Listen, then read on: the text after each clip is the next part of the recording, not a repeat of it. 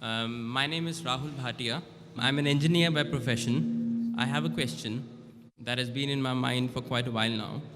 The Noble Quran says, "Let there be no compulsion in religion." That's point number one. And point number two is that the punishment for a Muslim who wants to come out of Islam, God forbid, is death punishment. According to me, this signifies a virtual compulsion in the mind that this is the punishment which will be given to me, so hence I cannot do it. And this kind of, I just need some clarification. I'm sure there is a clarification on this point.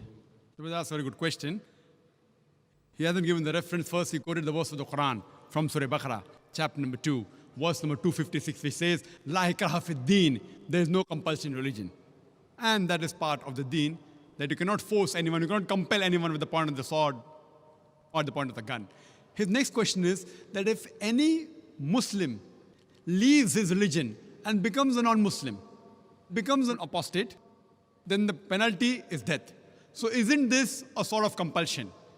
Before I give the answer, I would like to mention that every country has its own law, its rules and regulation.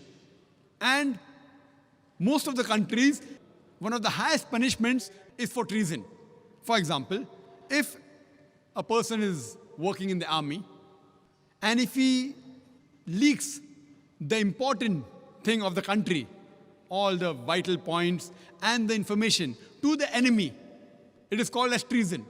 Most of the countries, if anyone does treason, sells the important blueprints and documents of the country to the enemy, many of the countries, the death penalty, many of the countries have life imprisonment.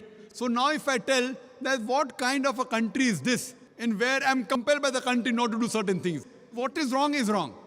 So here also, if a Muslim becomes a non-Muslim, it's only in the Islamic state of law if that Muslim who becomes a murtad and then propagates his new faith and deceives the people, that's the time this penalty is put. For example, if in a school, if I appoint a teacher, mathematics teacher, she is teaching 2 plus 2 is equal to 4, then tomorrow she teaches 2 plus 2 is equal to 5. So, but naturally I won't keep her in my school. The same way, the punishment for such a murtad in an Islamic state, it is death.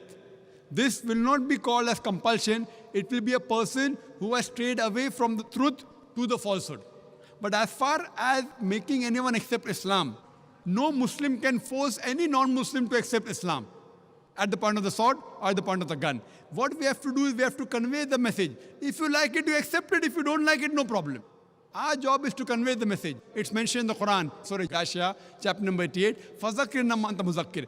Our job is to deliver the message. We have to deliver the message in the best way, with hikmah and with husna, with most beautiful preaching. Whether the other human being, non-Muslim, accept or not, it is not under our control. We cannot force anyone to accept Islam at the point of the sword, the point of the gun. But that what you're talking is a different case in a state of Islamic law. Like as I gave an example where a person working in an army, if he sells the secrets of the country, then the penalty is somewhat similar. Hope that answers the question, brother. Right, okay, yeah.